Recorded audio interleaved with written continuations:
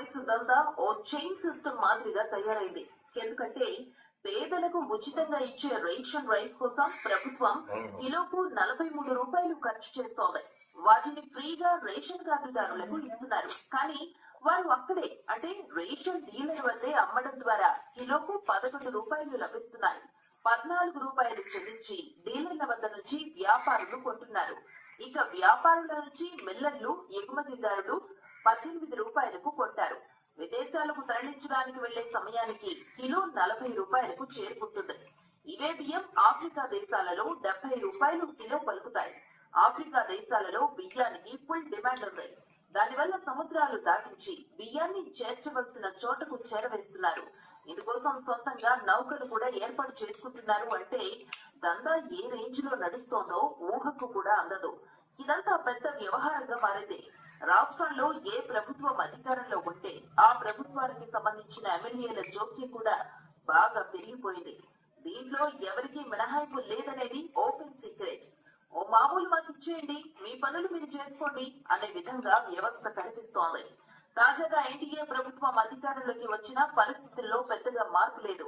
స్వయంగా పౌర సరఫరా శాఖ మంత్రి నాదెండ్ల మనోహర్ రంగంలోకి దిగి కోట్ల రూపాయల విలువైన రేషన్ రైస్ ను సీజ్ చేయించారు. కానీ అలా సీజ్ చేసిన బియ్యాన్ని సైతం కోర్టుకు వెళ్లి మరీ తిరిగి దక్కించుకున్నారంటే మాఫియా ఎంత బలంగా ఉందో అర్థం చేసుకోవచ్చు.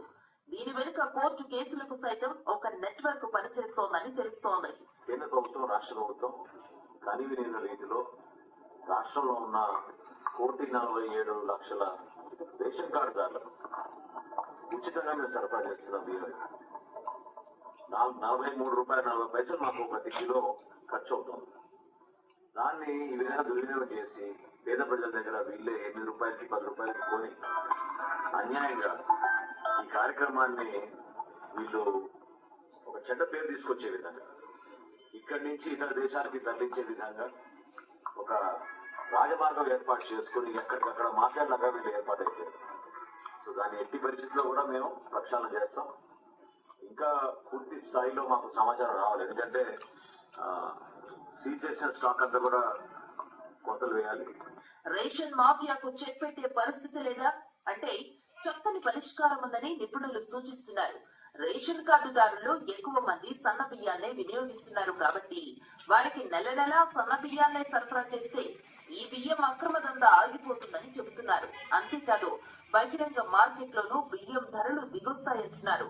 కానీ దీనికోసం ప్రభుత్వంపై అదనంగా ఏడాదికి 1,800 కోట్ల రూపాయల భారం పడుతుందని చెబుతున్నారు.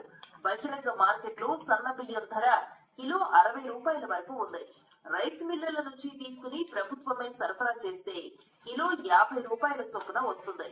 అప్పుడైతే పేద మధ్యతరగతి కుటుంబాలకు తక్కువ ధరలో సన్న బియ్యం లభిస్తాయి. అమ్ముకోవాల్సిన అవసరం ఉండదు. దీంతో రేషన్ మాఫియా దందాకు శాశ్వతంగా చెక్ పెట్టొచ్చనేది నిపుణుల అభిప్రాయం. కానీ ఈ చిన్న సూత్రాన్ని కూటమి ప్రభుత్వం ఆచరిస్తుందా అనేది వేచి చూడాలి.